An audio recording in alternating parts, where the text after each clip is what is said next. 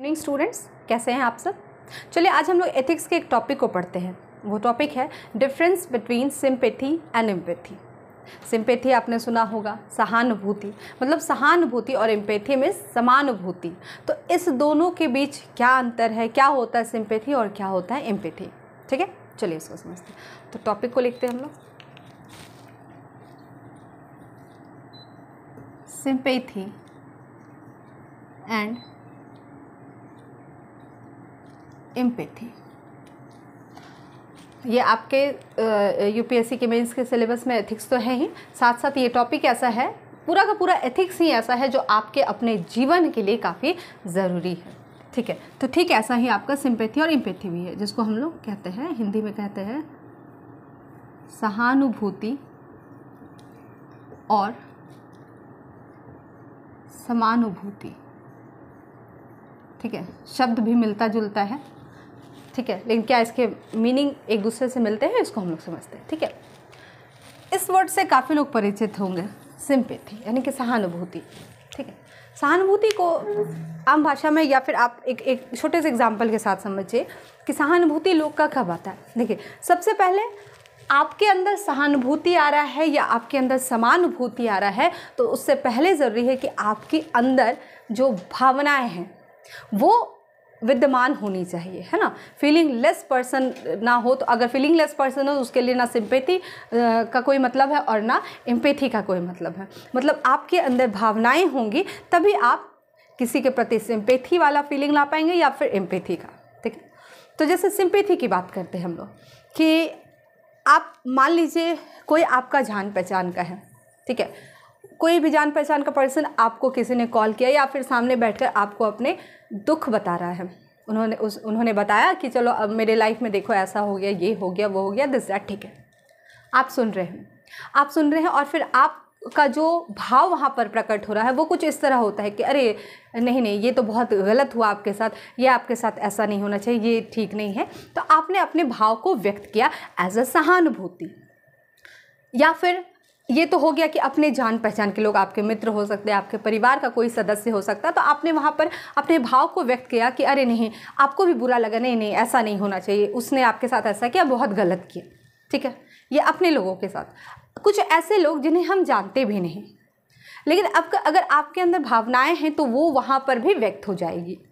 कि आप सड़क पर चल रहे हैं, आप किसी बाज़ार में हैं, कहीं बाहर कहीं भी आप गए हैं और वहाँ पर आप देख रहे हैं कि आप चल रहे हैं और वहाँ पर कोई भी XYZ पर्सन वो अचानक से गिर जाता है। ठीक है, तो जब अचानक से गिरता है और आपकी नज़र पड़ती है उस पर पहले ही, तो जैसे आप आप बोलेंगे अरे आपका ये एक्सप्रेशन होता है, अरे ओहो गिर गया, मतलब जो ये एक्सप्रेशन आपका निकल, तो ये क्या है, ये एक आपकी भावना निकल रही है एक सिंपैथी के फॉर्म में।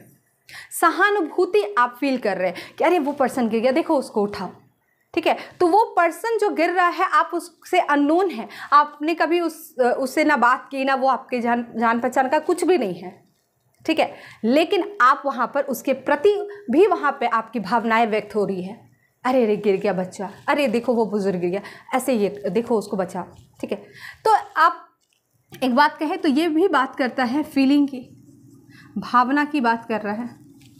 ठीक है, यहाँ पर समझ में आया, ये आपका सहानुभूति हो गया। तो सहानुभूति हम सब व्यक्त भी करते हैं। हाँ, वो अलग बात है कि बहुत लोग ऊपरी दिखावटी के लिए भी सहानुभूति व्यक्त करते हैं और पता चला फिर पीठ पीछे कुछ और उनका सहानुभूति, वो रियल सहानुभूति नहीं है। रियल सहानुभूति वही हुआ जो आपके सामने भी वही वो व्यक्त कर रहे हैं और आपके पीछे भी जब अगर उस घटना की बात हो तो वो व्यक्ति का जो भावना है वो ठीक उसी तरह व्यक्त हो जैसा आपके सामने व्यक्त किया गया था, उसमें किसी भी तरह का अंतर ना हो, तब वो रियल सहानुभूति कहा जाएगा कि उस पर्सन ने आपके लिए सहानुभूति दिखाई। ठीक है, अब ऐसा हो गया कि आपने सहानुभूति सामने फेस पर दिखा दिया और जैसे ही वो व्यक्ति वहाँ से गया आप लगे उसकी खिल्ली उड़ाने कि अरे ये तो हमेशा रोता है, ये वो दिस दैट। तो दैट वाज नॉट सहानुभूति, दैट वाज नॉट सिंपैथी। ठीक है, तो खैर, तो ये आपको सिंपैथी समझ में आ गया होगा। सिंपैथी फीलिंग यानी भावनाओं की बात करता है, भावनाओं के व्यक्त करने की बात करता है। जब आप अपनी भावनाओं को व्यक्त करते हैं, चाहे वो नोन पर्सन हो या अननोन पर्सन हो, तो हम कहते हैं सिंपैथी। ठीक है, अगर कोई गिर गया तो भावनाएं जरूरी नहीं कि इस वे में ही हो कि कोई गिर गया और चलो उठा उसको बोल रहे अरे देखो गिर गया ये। ठीक है, अच्छी, मतलब कुछ अगर किसी के साथ किसी ने आपको कुछ अच्छी बात भी बताई, वैसे ठीक है सहानुभूति लोग दिया जाता है दुख में ही, कहते हैं ना कि जब किसी के साथ कुछ ऐसा हो तो दुख में सहानुभूति देते हैं, ठीक है। तो यहाँ पर इसको ऐसे समझिएगा। ये तो आपको समझ में आ गया। अब मैंने बोला ये बात करता है फीलिंग की। जब समानुभूति की बात करते हैं तो क्या इसके लिए फीलिंग ज़रूरी है, भावनाएं ज़रूरी हैं? तो बिल्कुल बहुत ज़रूरी है। तो ये भी भावनाओं की ही बात करता है, फीलिंग्स की ही बात करता है। तो आप देख रहे हैं दोनों सिंपैथी और एम्पैथी यानी कि सहानुभूति और समानुभूति जो है वो दोनों किस पर आधारित है? तो ये है फीलिंग्स पर आधार है। फीलिंग्स इसका आधार है, भावनाएं इसकी आधार है, इसके आधार है। अब समझिएगा, सहानुभूति तो आप समझ गए कि आपने अपनी भावनाओं को व्यक्त किया, एक्सप्रेशन के थ्रू आप व्यक्त कर सकते हैं, आप कुछ बात को बोलकर व्यक्त कर सकते हैं, ठीक है। चलिए, आप उस चीज़ को लिख कर व्यक्त कर सकते हैं, तो व्यक्त करने का तरीका अलग अलग हो सकता है, लेकिन व्यक्त करते हैं अपनी भावनाओं को। एम्पैथी क्या हुआ कि सिंपैथी में तो हो गया आपने व्यक्त किया, लेकिन एम्पैथी सिंपैथी का भी आगे का रूप है, एक व्यापक रूप है सिंपैथी का ही। और किसी के अंदर एम्पैथी भी तभी आ सकता है जब आपके अंदर सिंपैथी हो, ठीक है। अब देखिए एम्पैथी में क्या होता है, जैसे मैंने आपको एक एग्जांपल दिया कि आप एक अननोन जगह पर गए हैं, किसी मार्केट में है, कोई व्यक्ति वहाँ गिर जाता है, तो सिंपैथी में आपने क्या किया, आप मान लो रोड के उस साइड खड़े हैं, आपने देखा, या फिर आप उधर ही खड़े हैं उनके साथ ही खड़े, तो आपने क्या किया, अरे अरे देखो गिर गया, ओहो हो गिर गया, अरे बड़ी चोट आ गई इसको, आपने ये किया। तो जब आप ये करते हैं तो उसको कहा जाता है सहानुभूति, कि आपने उस व्यक्ति के प्रति सहानुभूति प्रकट किया। लेकिन जब आप क्या करेंगे कि वो व्यक्ति गिरा और आप फिर दौड़कर गए उसके पास और फिर आप उसको उठाते हैं, आपको लगता है कि अरे ये व्यक्ति गिर गया, अगर मैं ही इसकी जगह गिर जाता तो मुझे कितनी चोट आती या मुझे कितनी पीड़ा हो रही होती अगर मैं इस तरह से गिरता। मतलब वो उसके व्यापक रूप को दिखा रहा है कि एक तरह से आप ये कह सकते हैं कि अपने दिल से जानो सामने जो पराये दिल का है, कि आप इस चीज़ को समझेंगे कि जो कष्ट जो तकलीफ उसे हो रही है, अगर कहीं उसकी जगह मैं रहता या मैं रहती तो मुझे भी ठीक उसी तरह उतनी ही तकलीफ हो रही है जितनी इस पर्सन को हो रही है। या फिर कोई पर्सन आपके पास आता है, कोई कहानी सुना रहा है, तो आप भी उसको फील कर रहे हैं कि अरे अगर उसने इसको ऐसा बोला, इस तरह से मारा, अगर कल को मुझे मारा होता तो मुझे भी इतनी ही तकलीफ होती जितनी इस पर्सन को तकलीफ हो रही है। तो ये है एम्पैथी, समानुभूति। जब आप उसके फीलिंग्स को समझकर और उसको आगे की ओर बढ़ा रहे हैं कि आप समझ पा रहे हैं कि काश नहीं, अगर उस व्यक्ति के साथ ऐसा हो रहा है, अगर मेरे साथ ऐसा हुआ होता तो मुझे भी कितनी पीड़ा होती। तो आप उसकी पीड़ा को अपनी पीड़ा समझ रहे हैं, उसकी तकलीफ को आप अपनी तकलीफ समझ रहे हैं। That is called empathy. Clear है? तो यहाँ पर एम्पैथी आपको वन लाइन में समझ में आ गया होगा कि जब आप सिंपैथी के ही व्यापक रूप, उसका ये जो भावनाएं हैं जब व्यापक रूप ले लेती है और फिर जाकर आप उसकी मदद करने लग जा रहे हैं, आप उसकी तरफ हाथ बढ़ा रहे हैं, तो वो एक एम्पैथी का रूप हो गया। ठीक है, तो आई थिंक आपको एम्पैथी और सिंपैथी दोनों क्लियर हो गया होगा। हम लोग एम्पैथी के कुछ भाग को समझेंगे, कुछ आयाम को देखेंगे कि एम्पैथी कितने तरह का होता है और क्या क्या इसमें चीज़ें होती हैं। ठीक है, तो चलिए इसको समझते हैं हम लोग।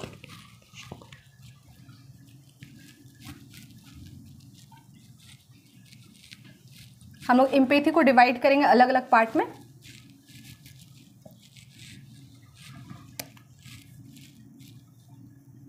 एम्पैथी, ठीक है, इसके चार पार्ट को इसको चार पार्ट में डिवाइड किया गया। ठीक है,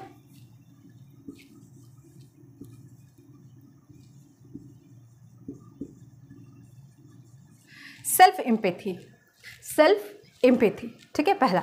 दूसरा, पहले हम लोग एक एक करके लिख लेते हैं, फिर हम लोग उसको समझेंगे कि क्या है। इमेजिनेशन,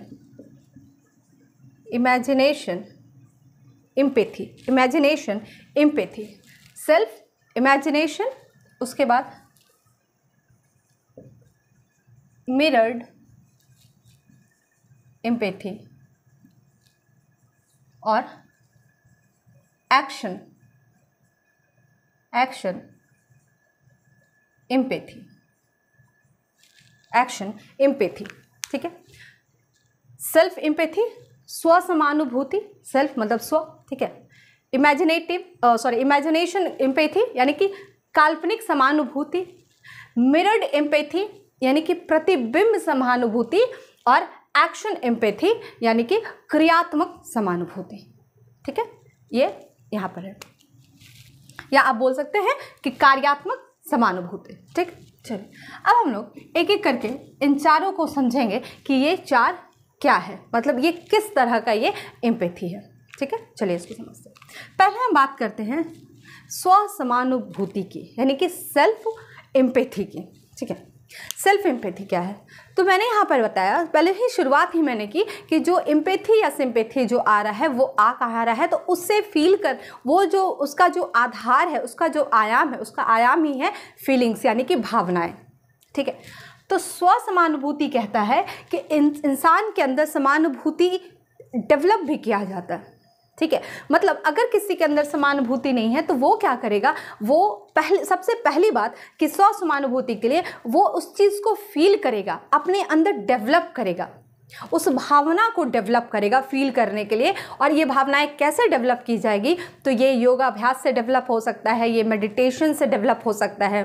ठीक है, तो ये चीज़ काफ़ी इंपॉर्टेंट है यहाँ पर सेल्फ एम्पैथी, क्योंकि जब तक आपके अंदर वो भावनाएं नहीं हैं तब तक आप उसको आगे का रूप कैसे देंगे। जब तक स्व समानुभूति है ही नहीं, तब आगे आप चाहे उस आदमी की मदद करें जाकर या उसकी भावनाओं को समझे, वो चीज़ आप कैसे समझेंगे जब तक आपके पास ये है ही नहीं। तो इसको डेवलप किया जाता है, भावनाओं को डेवलप किया जाता है, और यूपीएससी में इसके डेवलपमेंट के लिए भी प्रोग्राम होता है। ठीक है, यूपीएससी में इसके डेवलपमेंट के लिए प्रोग्राम होता है ताकि एक यूपीएससी एस्पिरेंट जो है उसके अंदर एम्पैथी आ सके। ठीक है, तो इसके अंदर होता है right brain development programme. Right brain development programme एक कराया जाता है फॉर सेल्फ एम्पैथी। अब यूपीएससी यहाँ पर एक सिविल सर्वेंट से एम्पैथी क्यों मांग रहा है, क्यों चाह रहा है कि एक सिविल सर्वेंट के अंदर एम्पैथी हो?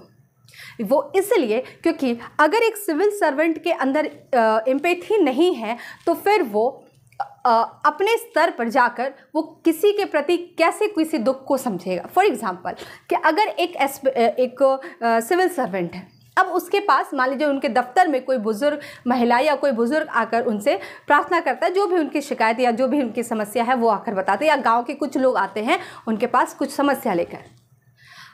अब अगर उसके अंदर, उस सिविल सर्वेंट के अंदर किसी तरह की एम्पैथी है ही नहीं, तो फिर वो उनकी बातों को नहीं समझ पाएगा और ना फील कर पाएगा।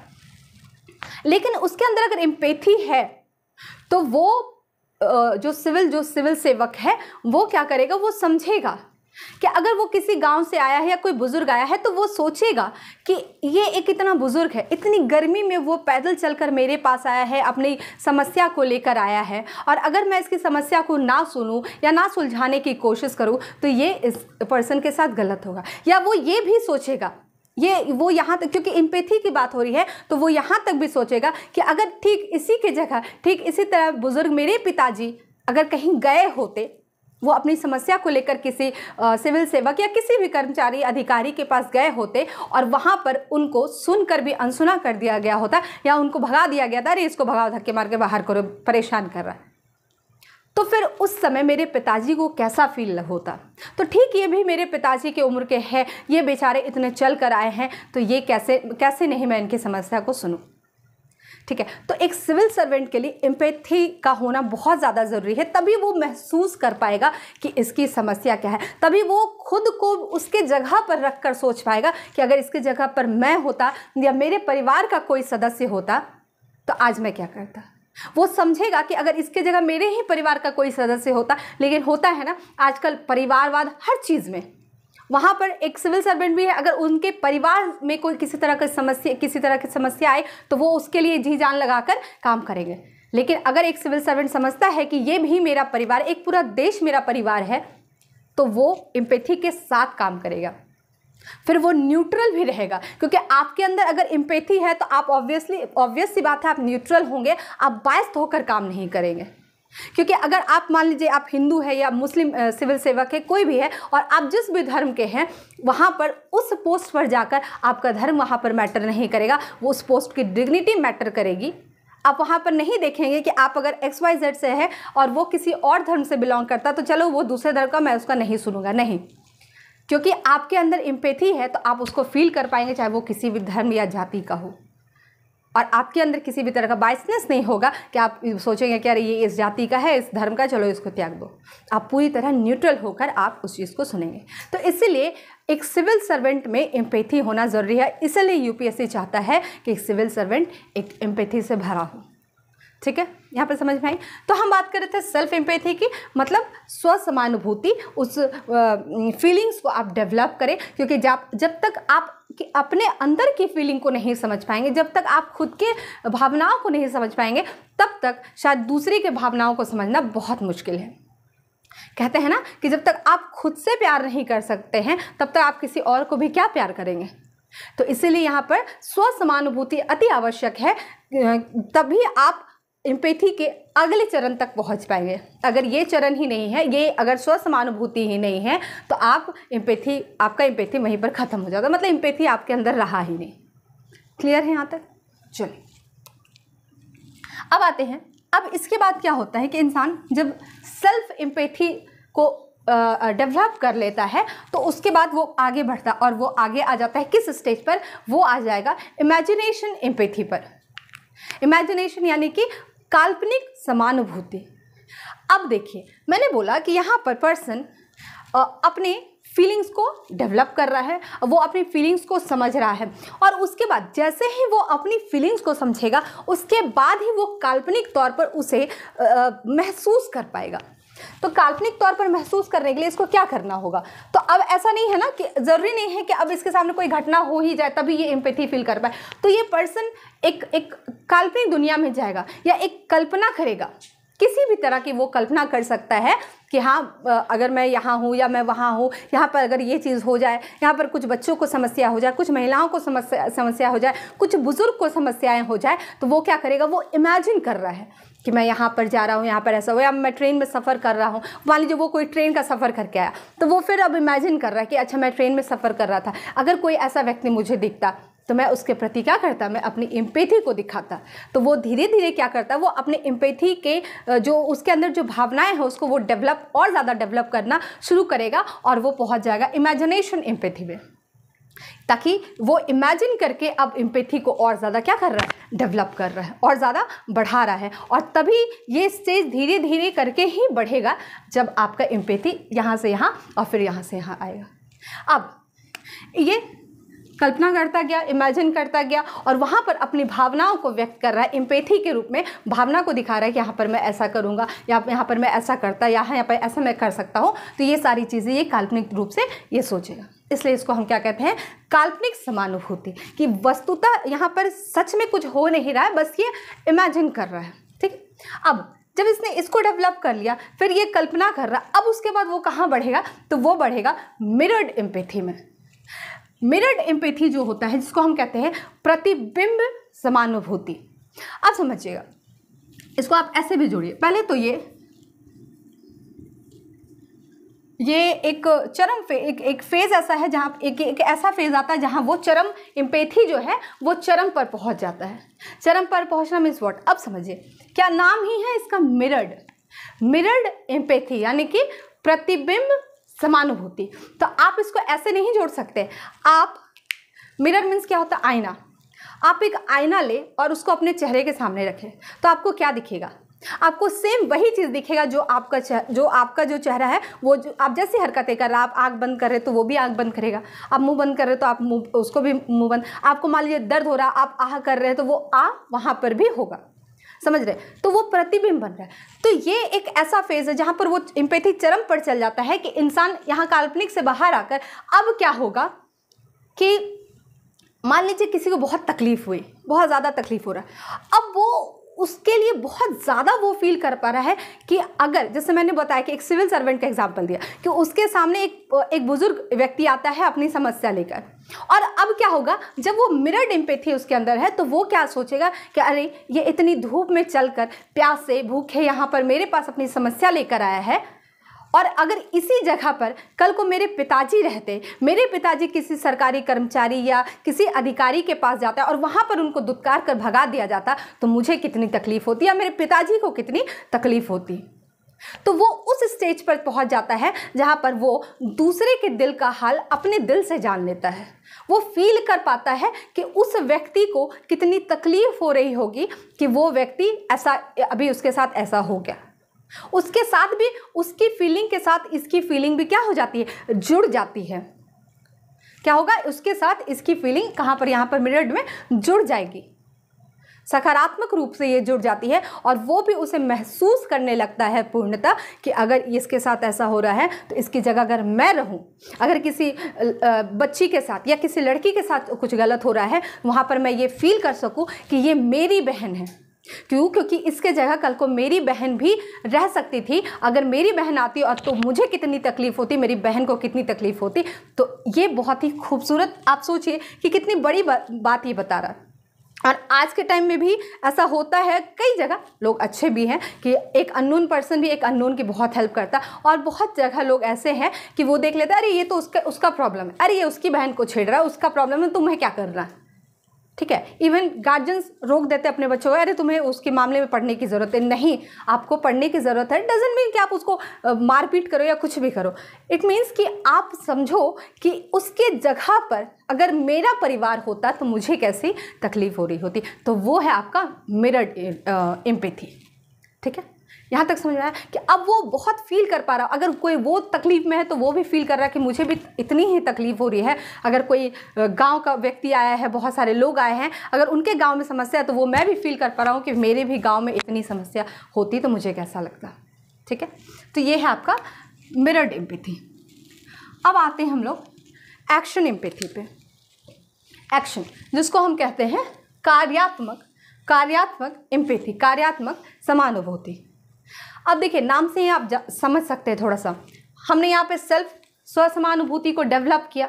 ठीक है, उसके बाद फिर हम काल्पनिक दुनिया में गए कि हम कल्पना करके एम्पैथी को और ज़्यादा डेवलप कर रहे हैं, सोच रहे हैं, कल्पना कर रहे हैं। ठीक है, और उसके बाद जब ये और ज़्यादा इसका फेज़ आगे जाता तो हम उसके एम्पैथी के चरम अवस्था पर चले जाते हैं, चरम फेज़ पर चले जाते हैं, और वहाँ पर मिरर्ड एम्पैथी हो जाता है कि हम उसकी, अगर उसे तकलीफ़ हो रहा है, उसे दर्द हो रहा है किसी पर्सन को, तो हमें भी उतनी ही तकलीफ़, हमें भी उतना ही दर्द होने लगता है। समझ में आ रही।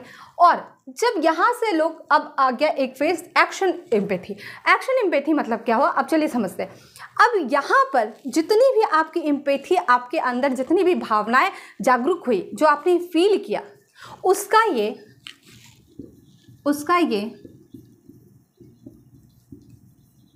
क्रियात्मक रूप बन जाता है।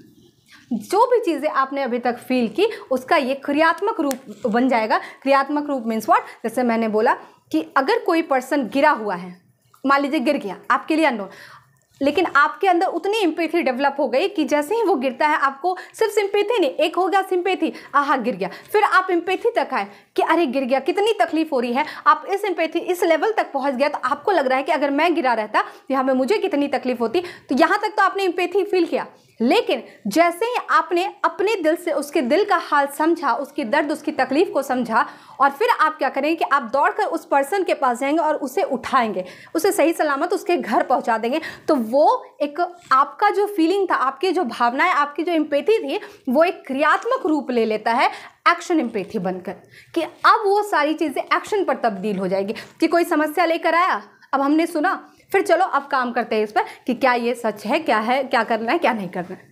ये क्लियर है कि आपकी भावनाएं संकलित हो रही है, यहाँ पर आप फील करते जा रहे हैं। और जैसे ही वो एक फेज आता है जब आप पूरी तरह से एम्पैथी आपके अंदर हो जाती है, तब आप उसको एक्शन में बदल देते हैं। फिर कुछ भी किसी को तकलीफ हो, आप उसको फील करेंगे और आप कोशिश करेंगे कि मैं इसकी तकलीफ को कैसे दूर कर पाऊँ। क्यों? क्योंकि आपके अंदर अब एम्पैथी आ चुका है। क्लियर है? तो यहाँ पर सिंपैथी और एम्पैथी, तो मैंने बोला कि सिंपैथी एम्पैथी आपके सिलेबस के लिए, आपके एग्ज़ाम के लिए, उसके साथ साथ आपके लाइफ के लिए भी बहुत ज़्यादा ज़रूरी है। तो चलिए हम लोग फिर नेक्स्ट क्लास में मिलते हैं कुछ नए टॉपिक के साथ। तब तक के लिए thank you, have a nice day.